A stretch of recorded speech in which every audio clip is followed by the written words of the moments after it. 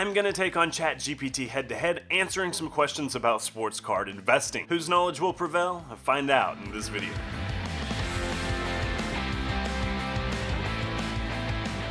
Alright, here's how this is going to work. I pulled questions that the CardLines staff received from viewers or readers last month, and then I'm going to answer them, and then I'm going to kick them all to ChatGPT. We'll get ChatGPT's answer, and then we'll compare similarities and differences in the responses, and at the end of the video, I want you to weigh in on who you think answered the questions the best. Keep in mind, this is done in a playful spirit, and I'm not actually trying to go head-to-head with the AI. I'm mainly saying this so in 2030 when they take over the world, I'll be spared. To the questions. Alright, question number 1. How do I decide what my card is worth? For that, there are price guides, such as Beckett. Beckett Grading's been around for a long time, and the Beckett magazine is a good list of comps, but let's be real, most people don't actually use that right now. The easiest way to figure out how much your card's worth is to just comp it on eBay. How do you do that? Let me show you. Say that the card you're trying to comp is a Justin Fields PSA 10 rookie card. All you have to do is go to eBay and you search for the card you're looking for. And then you scroll down on the left side and click on sold items to toggle that on. And then you find one that matches the card you're looking for. So if this is your card, recent sales as of yesterday, the date of recording at least, sold for $38 with $5.65 shipping. I would find the previous 3 cards or so that sold and then average the price, and that gives you a very good comp for what your card should be worth. Alright, now ChatGPT. So to start, I said, hi, I want you to play the role of a sports card investing expert and answer questions from a novice sports card investor who's excited to learn more. ChatGPT said, I'll be happy to help, just give me the question. So here we go. How do I decide what my card is worth?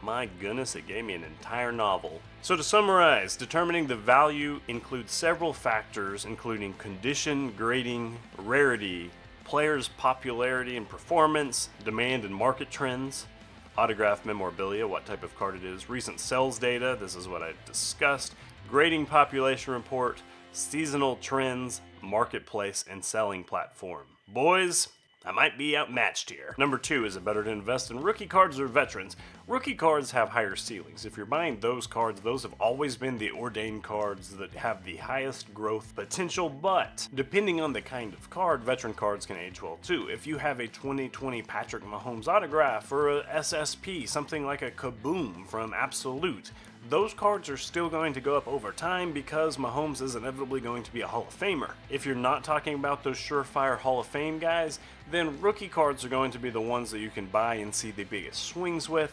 So largely, I'd invest in rookies, but veteran investing in the right situation makes a lot of sense too. Another good example of times to invest in veteran cards is when it comes to historical cards. When you're buying vintage, oftentimes, especially old baseball cards, true rookie cards are out of most collectors' price range, so buying a veteran card might be the way to go, especially if it has a decent grade. Now, same question for ChatGPT.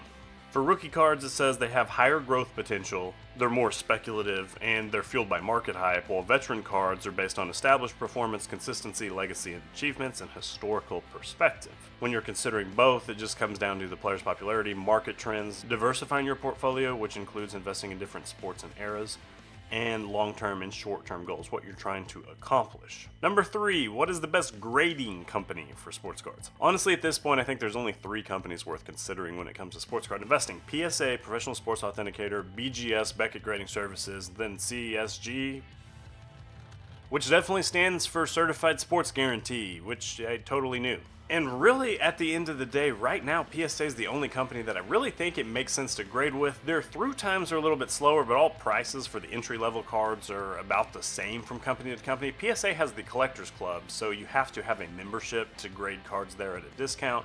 And it's a pretty good deal if you like to grade PSA. PSA also grades on iAppeal, so there's a little bit of fluctuation on the grades. I even think if you send the same card 10 times, you might get 2 or 3 different grading experiences, kind of depending on the grader in the day. BGS is a lot more technical when it comes to grading, and they'll really crack the whip. Sometimes a BGS 9.5 will be a card that will be a PSA 10, and it's not nearly as valuable as a PSA 10 if you get a BGS 9.5, so to me it seems a little bit riskier to submit to BGS, although there is something to be said about getting a nice grade from a tough company. It's like getting an A on a nuclear physics exam versus a creative writing exam, and I say that as somebody who's published multiple novels. It's just not as hard to do. CSG is the third option. They're probably the small stepbrother of the group.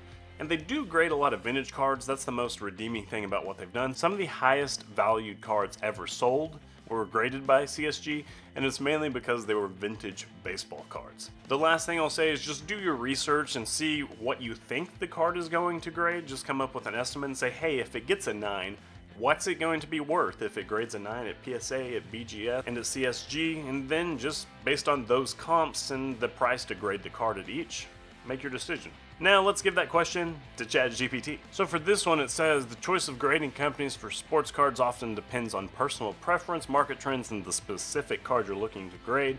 And there are 2 prominent grading companies. They didn't even give CSG credit as of January 2022. So PSA and BGS. PSA is one of the most established, 1 to 10, with 10 being the highest grade. Premium in the market due to the company's reputation. BGS points, 10-point scale, includes subgrades, reputable grading companies. It's strict. Some collectors and investors prefer BGS for the additional information provided by the subgrades. I think the cases look better too, to be completely fair.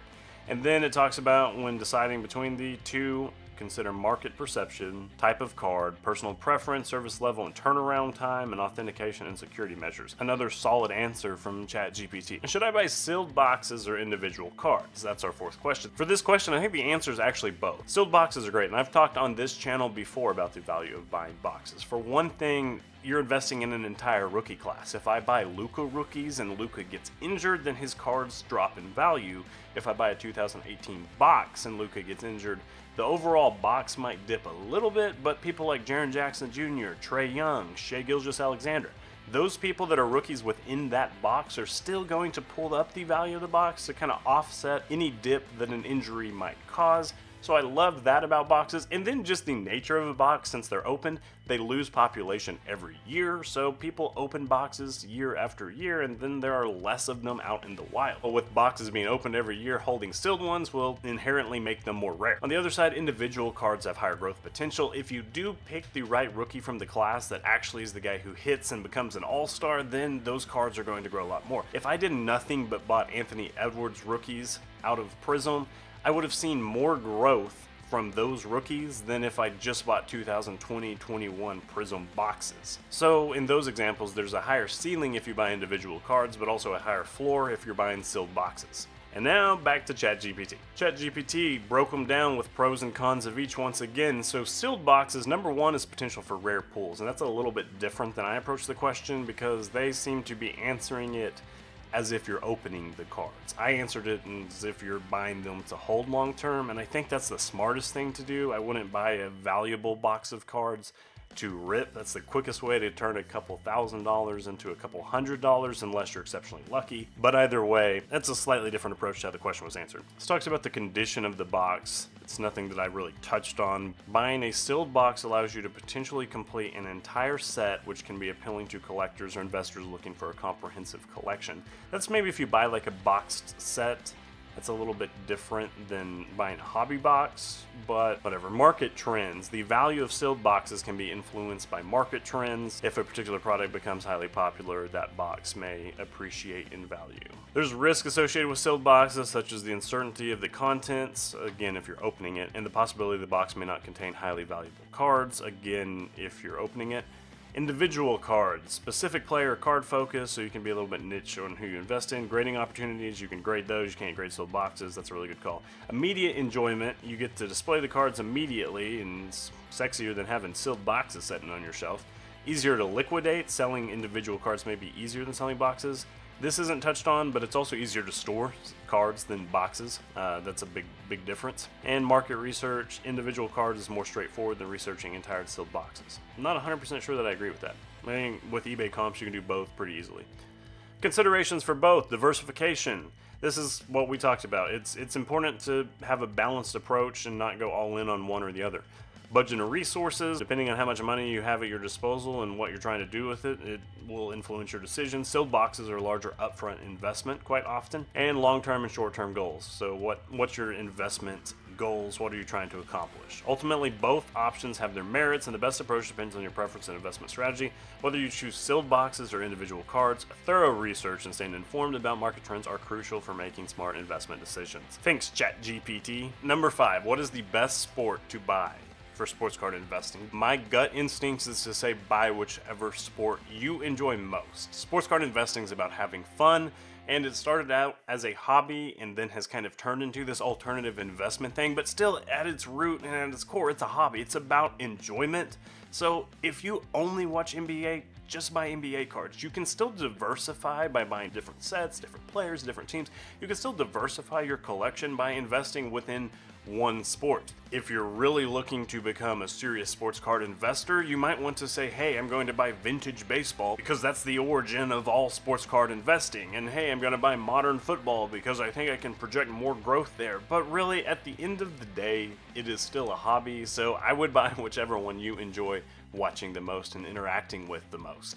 Alright, this might be the longest answer it has given me yet, and it broke down 5 major sports: baseball, basketball, football, soccer, and hockey. Baseball cards are historical, they have the longest history, and they're iconic. Babe Ruth, Mickey Mantle, most of the highest selling cards ever are really old baseball cards. Basketball cards have seen a recent surge thanks to LeBron and Giannis. Football cards are popular, with key players like Tom Brady and Patrick Mahomes commanding significant attention. Soccer's a global thing, and the thing I'll say soccer is that there's this big international fan base. The soccer cards I sell quite often. I have to ship overseas, but that's not a problem. In theory, there's a lot more of the world buying soccer cards.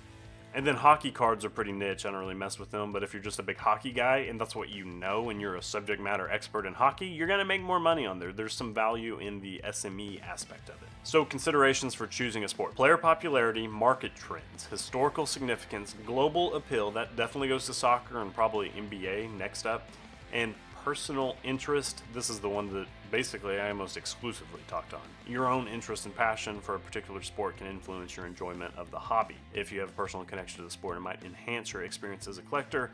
It also encourages diversification across multiple sports, or focusing on the sport that aligns with your interests and knowledge can be a prudent approach. And that's our answer from ChatGPT. Alright, so what did we learn? I just watched back the videos of the 5 different questions to kind of note the differences between my approach and ChatGPT's approach. And I want to start by saying ChatGPT had a lot of very useful info. It was just more like textbook info, high level, here's how things work sort of stuff.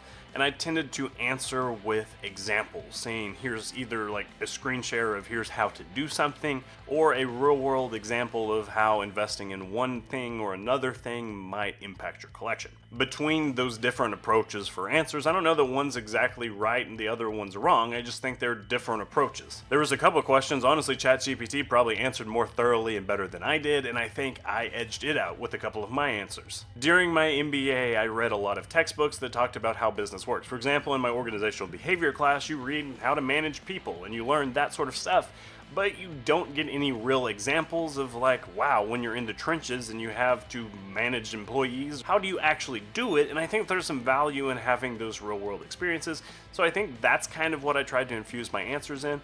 And at CardLines, we're going to try to keep adding a personal touch moving forward. Would love to hear your thoughts on ChatGPT versus my responses below. And thanks again for watching this video. Be sure to watch some more right up here. Or up here. I think it's up here this time. Watch them right there.